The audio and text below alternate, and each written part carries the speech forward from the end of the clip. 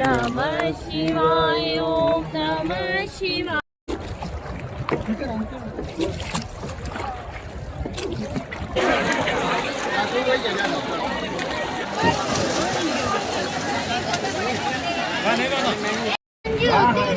जय महादेव। मेरी YT family, Mahadev की असीम कृपा से हमारी यात्रा सकुशल संपन्न हुई है। हमने 3 स्थानों की यात्रा करी है। सर्वप्रथम जो आपको दिखाया जा रहा है, आप खुद देखिए कि ये कहाँ का सीन हो सकता है, स्थान है। कमेंट में ज़रूर बता दीजिएगा।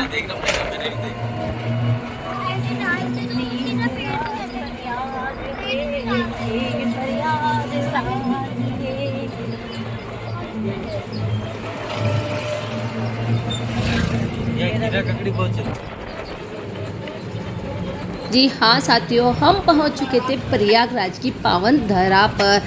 और जब हम महाकुंभ में आए थे तब यहाँ पाँव रखने तक की जगह नहीं थी, पर महाकुंभ के अवशेष अभी भी यहाँ पर बाकी थे।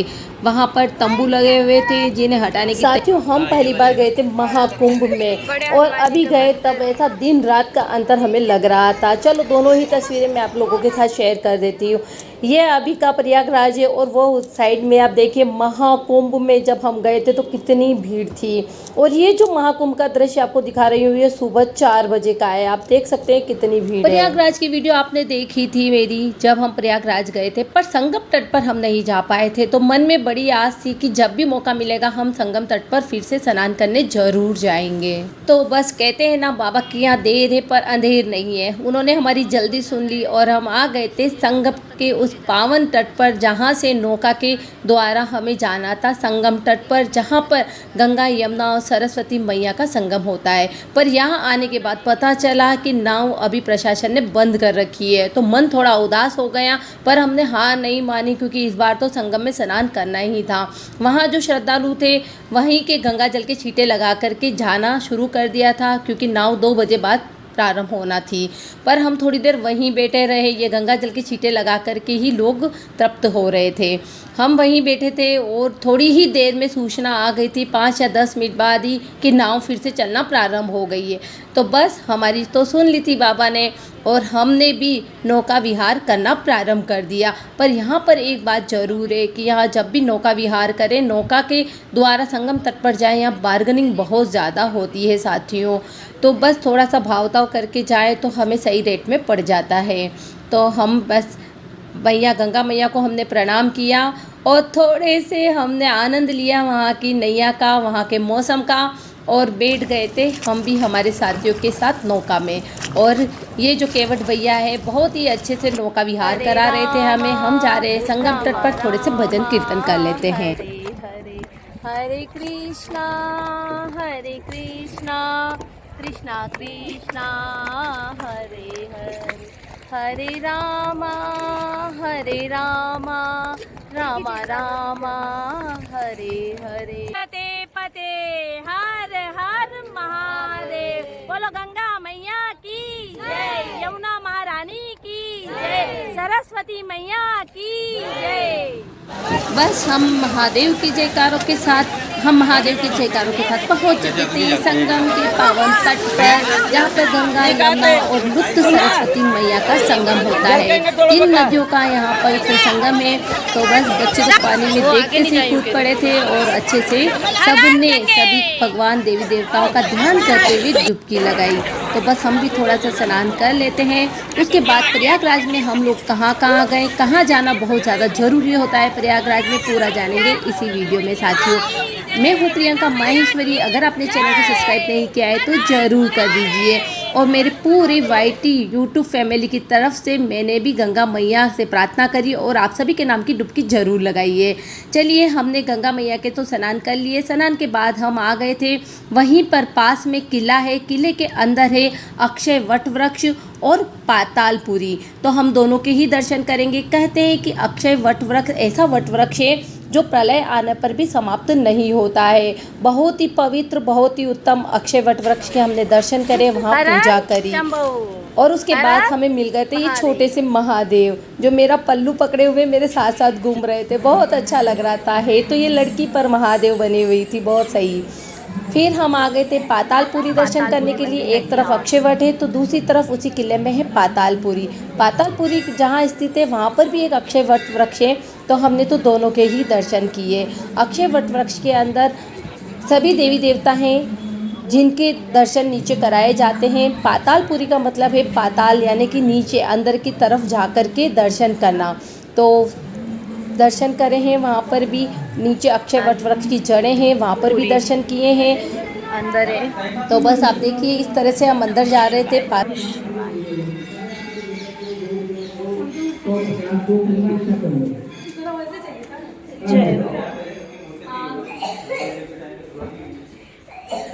ये है भागीरथ, ये इच्छा नाम ये माता पिता का स्थान है। पातालपुरी घूमने के बाद अक्षयवट वृक्ष से दर्शन करने के बाद साथियों हम पहुंच चुके थे संगम तट लेटे हुए हनुमान जी का मंदिर। जय हो बजरंग बली की जय हो। ध्वजा के दर्शन करें।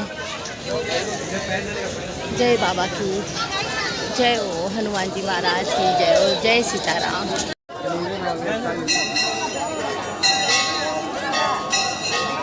आप भी ध्वजा के दर्शन करिए। कहते हैं कि शिखर दर्शनम सब पाप नाशनम, उसी तरह से ध्वजा के दर्शन और शिखर के दर्शन से दर्शन का पुण्य मिलता है। उसके बाद हम ऑटो करके चले गए थे वेणी माधव मंदिर में। कहते हैं यहाँ के दर्शन के बिना प्रयागराज की यात्रा पूर्ण नहीं मानी जाती है, तो यहाँ के दर्शन जरूर करें जब भी प्रयागराज आएँ, नहीं तो संगम स्नान का पूरा पुण्य नहीं मिलता है। हमने प्रयागराज की महत्वपूर्ण चीज़ें देखी थी, उसमें से एक और है नागवासु जी का प्राचीन मंदिर। जी हाँ साथियों, ये बहुत ही भव्य मंदिर है, बहुत ही प्राचीन मंदिर है। नागवासु की वही है जो भगवान शिव के गले में विराजित रहते हैं। आप इनके दर्शन जरूर करिए। कहते हैं यहाँ पर जो भी पीड़ा होती है हमारे शरीर की वह दूर हो जाती है, क्योंकि जब समुद्र मंथन के बाद वासुकी नाग जी को दर्द होने लगी, पीड़ा होने लगा, तब उन्होंने भगवान ब्रह्मा जी से कहा था मुझे बहुत ही पीड़ा हो रही है, इसका निवारण करिए। तब ब्रह्मा जी ने कहा था आप प्रयागराज के तट पर जाकर के विराजित हो जाइए, आपकी पीड़ा दूर हो जाएगी।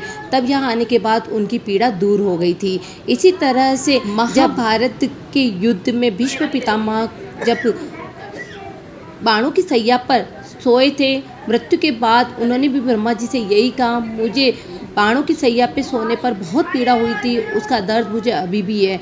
तब उन्होंने कहा था आप भी प्रयागराज के संगम तट पर जाकर के विराजित हो जाइए, आपकी पीड़ा दूर हो जाएगी। तो दोनों ही मंदिर यहाँ पर है।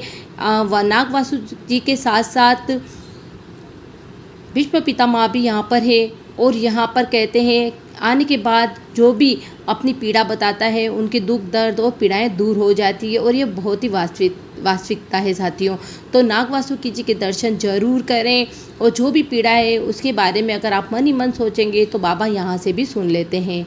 तो हर हर महादेव कमेंट में ज़रूर लिखिएगा। उसके बाद हम आ गए थे श्री अलोप शंकरी देवी माता के मंदिर में। यह 51 शक्तिपीठों में से एक शक्तिपीठ है जहाँ पर माता जी की उंगलियाँ गिरी थी। जब शंकर भगवान उन्हें उठा करके ले जा रहे थे तब उनका जो हाथ का जो एक अंग है, उंगलियां, वह यहाँ पर गिरी थी। यहाँ पर माता जी की कोई तस्वीर नहीं है। यहाँ पर माता जी का झूला लगा हुआ है, साथ ही झूले के नीचे एक कुंभ है, वहाँ से जल लेकर के पंडित जी सबको देते हैं। तो ये झूला है और झूले के जस्ट नीचे ही एक छोटा सा जल से भरा हुआ कुंभ है, यहाँ से जल लेकर के पंडित जी सबको देते हैं। तो माता का आशीर्वाद सब पर बना रहे। कहते हैं माता को जो सुहाग की सामग्री अर्पित करता है माँ उसका अखंड सौभाग्य जरूर रखती है। तो इसके बाद हम इंदिरा गांधी ये है आनंद भवन, इंदिरा गांधी जी का घर।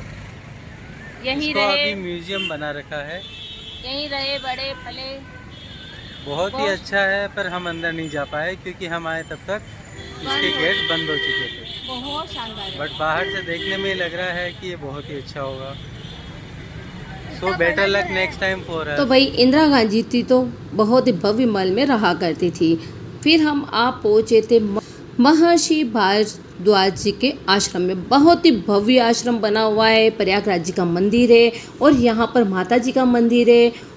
शंकर भगवान का मंदिर है, शिवलिंग है, बहुत ही मंदिर है यहाँ पर, बहुत ही अच्छा स्थान है यह। खास प्राचीन मंदिरों के हम दर्शन करते हुए फिर पहुँच चुके थे हमारी होटल की तरफ। नेक्स्ट वीडियो में हम आपको बताएंगे अयोध्या दर्शन और उसके बाद काशी विश्वनाथ। तो साथियों, चैनल को जरूर सब्सक्राइब करें। हर हर महादेव, जय श्री राम।